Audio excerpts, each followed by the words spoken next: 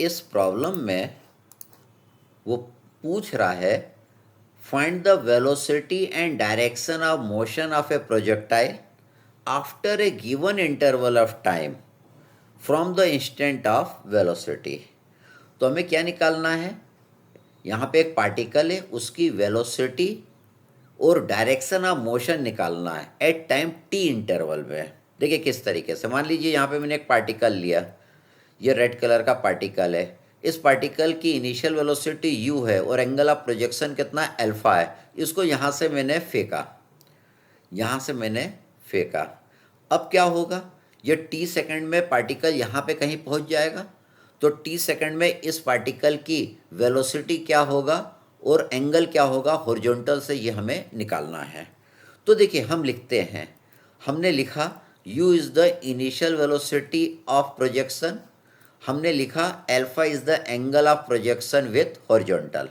मान लीजिए इस पॉइंट पर t सेकंड में पार्टिकल पहुंचा। कब पहुंचा? t सेकंड में। इस पॉइंट को मैंने नाम दिया पॉइंट p। तो इस पॉइंट p पे पार्टिकल की जो वेलोसिटी है दैट इज़ v है।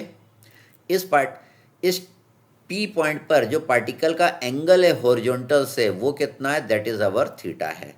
तो हमें ये v निकालना है और हमें ये थीटा निकालना है। तो देखिए यहाँ पे मैंने लिखा v velocity of particle at point p, theta angle of projectile eight p with horizontal. p पे एंगल ऑफ प्रोजेक्टाइल है हॉरिजॉन्टल से। चलिए तो हम निकालते v और ये थीटा। तो देखिए हमने यहाँ पे लिखा vertical component of velocity at o। o के ऊपर वर्टिकल कंपोनेंट ऑफ वेलोसिटी कितनी होगी, तो o पे देखिए वेलोसिटी कितना है u वेलोसिटी के दो कंपोनेंट होंगे, एक तो आपका होगा that is our u cos alpha और सेकंड आपका होगा u sin अल्फा।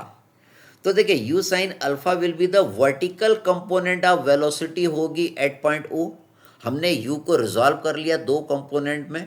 हमने रिजॉल्व करना सीखा था जब हमने मेथड ऑफ रेजोल्यूशन पढ़ा था। अगर एंगल हॉरिजॉन्टल से मालूम है तो हॉरिजॉन्टल वाला कंपोनेंट आपका कॉस हो जाएगा और वर्टिकल वाला साइन हो जाएगा। अगर एंगल वर्टिकल से मालूम रहता तो वर्टिकल वाला कंपोनेंट कॉस हो जाता और हॉरिजॉन्टल वाला साइन हो जाता। तो देखिए हमने लिखा vertical component of initial velocity at O that is u sin alpha. इसी तरह से हम इस पॉइंट पे भी निकालेंगे। क्या निकालेंगे? Vertical component of final velocity at p। p पे vertical component of final velocity कितना होगा। तो देखिए v के हम दो कंपोनेंट बनाएंगे। v का एंगल हॉरिजॉन्टल से मालूम है तो हॉरिजॉन्टल वाला cos हो जाएगा। इसका एक कंपोनेंट बनेगा v cos थीटा और दूसरा इससे परपेंडिकुलर बनेगा, इसको हमने लिखा है v sin थीटा। तो vertical component of final velocity at p कितना हो गया? v sin theta. तो हमने यहाँ पे लिख दिया v sin थीटा। हम जानते हैं, क्या जानते हैं? The change in velocity that is from u sin alpha to u sin theta is due to g। यहाँ पे देखिए vertical component of velocity change हो रही है। यहाँ पे कितनी थी? u sin अल्फा और यहाँ पे कितना हो गया? v sin theta. ये किसके कारण चेंज हो रही है? ये g के कारण हो रही है। एक्सेलरेशन ड्यू टू ग्रेविटी के कारण चेंज हो रही है। मतलब हम यहाँ पे लिख सकते हैं v sin theta is equal to u sin alpha minus gt। ये कैसे लिखा? हम इक्वेशन ऑफ मोशन जानते हैं। इक्वेशन ऑफ मोशन क्या होता है? v is equal to u plus a t होता है। v क्या होता है? It is the final velocity, u is the initial velocity. अब देखिए पार्टिकल ऊपर जा रहा है तो पार्टिकल की जो फाइनल वेलोसिटी यहाँ पे ऊपर के डायरेक्शन में है that is v sine theta है, और पार्टिकल की इनिशियल वेलोसिटी इस पॉइंट पे है ऊपर की ओर, वो कितना है? u sine alpha. इसलिए यहाँ पे final velocity v sine theta, initial velocity u sine alpha मैंने लिखा है। मैंने वर्टिकल कंपोनेंट ऑफ वेलोसिटी को अभी कंसिडर किया है। तो मेरी इक्वेशन क्या बन गई? v sine theta is equal to u sine alpha minus gt। ये बन गई हमारी इक्वेशन नंबर 1।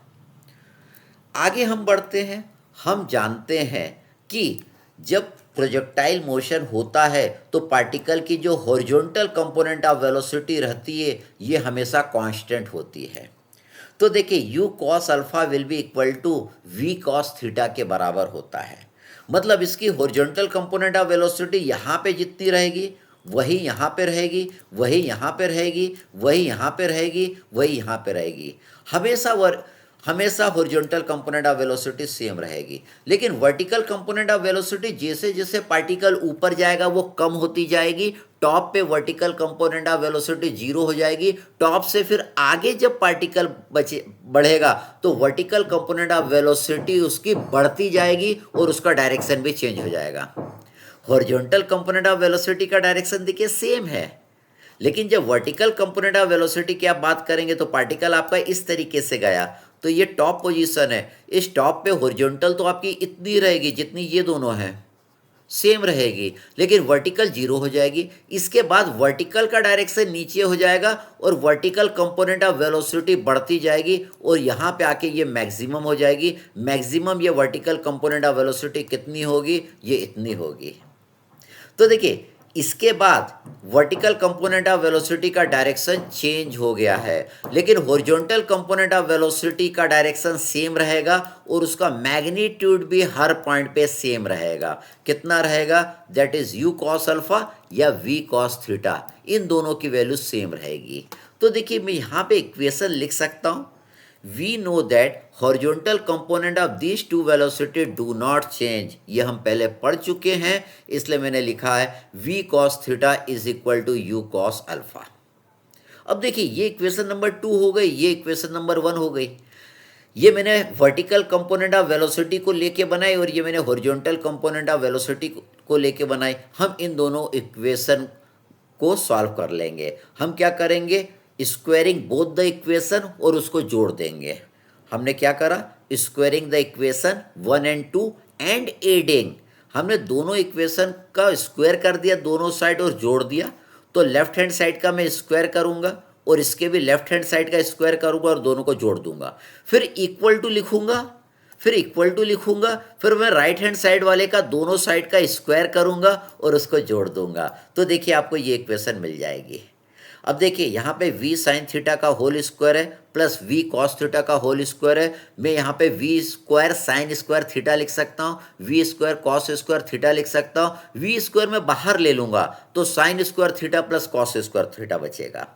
अब यहाँ पे a माइनस बी का होल स्क्वायर है तो ये a square minus 2ab plus b square का फॉर्म बन जाएगा। ये यू कॉस अल्फा का होल स्क्वायर है, इसको u square cos square alpha आप लिख देंगे। तो देखिए मैंने इसको अगले स्टेप में लिखा।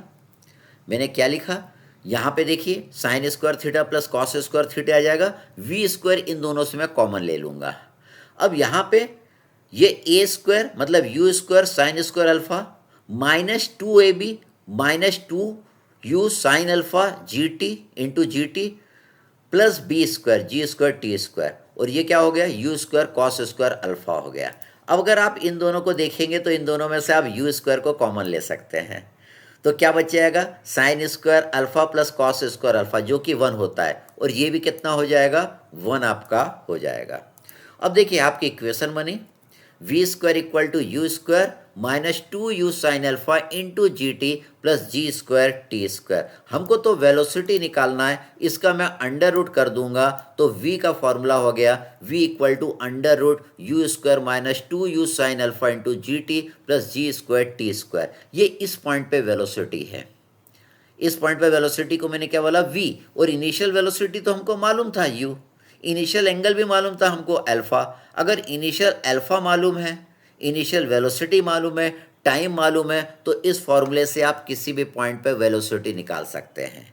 अब हमें एंगल भी निकालना है। हम इन दोनों पहली और दूसरी इक्वेशन को डिवाइड कर देंगे। देखिए हमने लिखा angle of projectile eight P। Angle of projectile कहाँ पे निकालना है, P पे निकालना है। इस found out by dividing equation 1 and equation 2। तो देखिए इक्वेशन 1 को मैंने 2 से डिवाइड कर दिया तो v sine theta upon v cos theta आ गया।